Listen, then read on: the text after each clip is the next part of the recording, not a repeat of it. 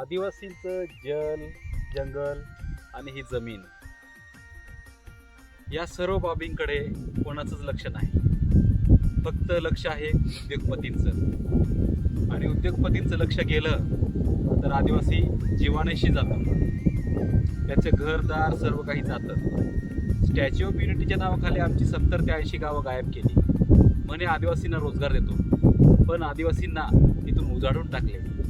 आणि तीच व्यवस्था ही प्रत्येक आदिवासींच्या क्षेत्रामध्ये होत आहे. हे कितपत चालणार?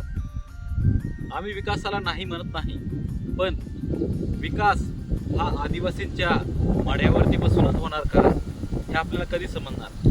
हा जल आहे, हे जल आहे, हे जंगल आहे आणि ही जमीन आहे, हीच खरी आदिवासींची ओळख आहे. आणि ही आदिवासींची ओळखच पुसली गेली तर आदिवासी कुठे राहणार?